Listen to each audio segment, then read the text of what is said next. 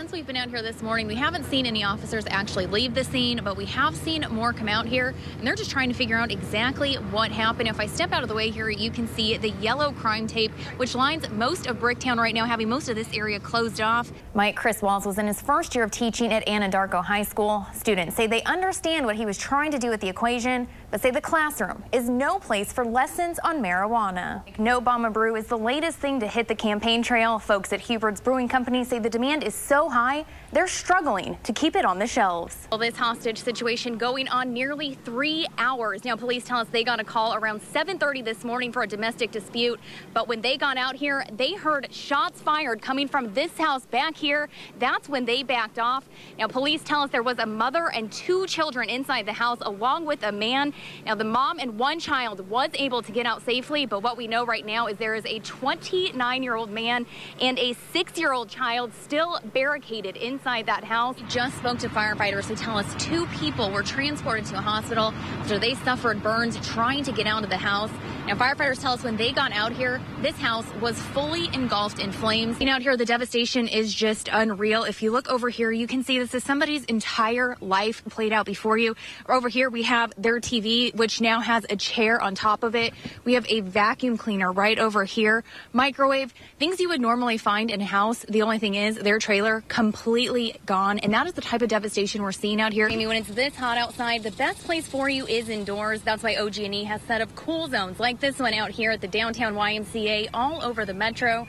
But, you know, for many folks, it's not that they don't have a place to beat the heat.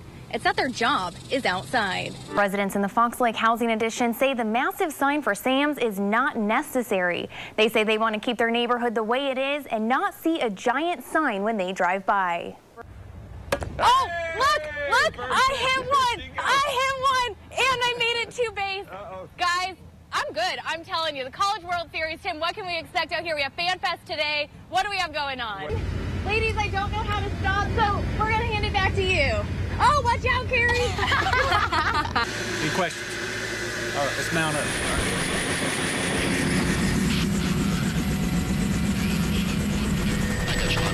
This may be the largest I've seen in 18 years. Oklahoma Bureau of Narcotics makes one of the largest marijuana busts in state history. Plainly put, is a lot of marijuana. OBN Director Daryl Weaver says agents found more than 7,000 marijuana plants in a wooded area about 12 miles outside Ada. Unless you've got aircraft or something, you're not going to find this. You're not going to find this field, period. Weaver says agents found the plants after flying over in a helicopter. He says when his ground team finally made their way through the rough terrain, they found not only the pot, but also campsites. Weaver says this is the work of people who know what they're doing.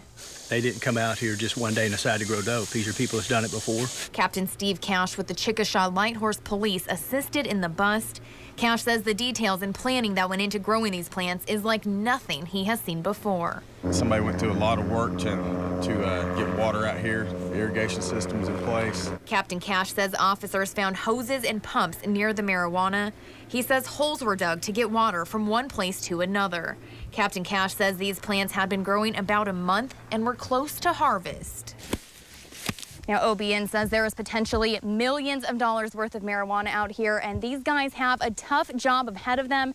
They have the task of getting it all out of here. We're going to cut them and haul them out of here. Weaver says since the state is under a burn ban, they can't light the field on fire. We will dispose of them properly. There's no doubt that the bad guys can't get their hands on it. Weaver says whoever grew the plants got away before his guys got there. So we're after them. Hopefully we'll make some arrest. He says while the seizure is a huge success, OBN's work is not done. We're going to stay after the marijuana growers. We're not going to allow it in our state.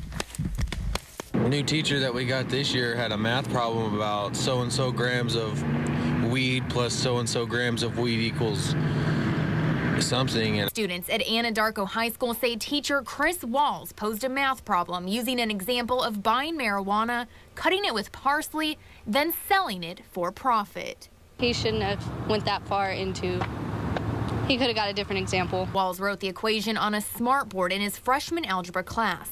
A student took a picture, then brought it to the school's administration. I don't know if he did that to try to relate to his students or if he was just crazy, but no, I don't think that's appropriate at all. School officials confirmed the marijuana example was used in the classroom. They say Walls has resigned. Many students are glad to see him go. When you have other people trying to get it out of the school and then him put it on the chalkboard and into class, it kind of made it where he shouldn't have done it. What made him want to do that? Students who knew Walls say this does not surprise them at all. It's not shocking to me because he seemed like a Fruit Loop anyway. It was kind of weird. I think it was kind of a bad influence. They have to start setting an example, and where do you start if it's not, with our teachers? Parents say the classroom is no place for a lesson in drug dealing. I don't want my kid going out wondering, I can buy so much and this is what I can use to, no. I think he should not be able to teach, if that's what kind of teaching he's going to be teaching our children.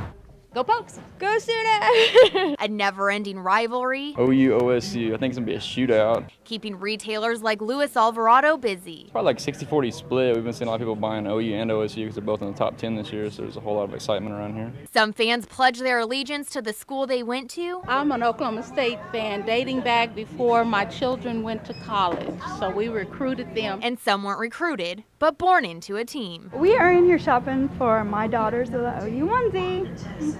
See, Mommy went to OU, so we're going to cheer him on. OU or OSU, Jason hears a lot of one thing in his store. I hear a lot of smack talking. Folks are going to win it this year. We're going to go all the way. And for those of you still on the fence, you can always go with the house divided to help keep the peace. You do see a lot of families coming in that are mixed. They'll come in all together and they'll split up on both sides of the store. We do sell some house divided stuff too. But for diehard fans, that is just not an option. I probably wouldn't be married anymore. Whether you cheer for the Cowboys or Sooners, one thing's for sure, it's going to be an exciting season.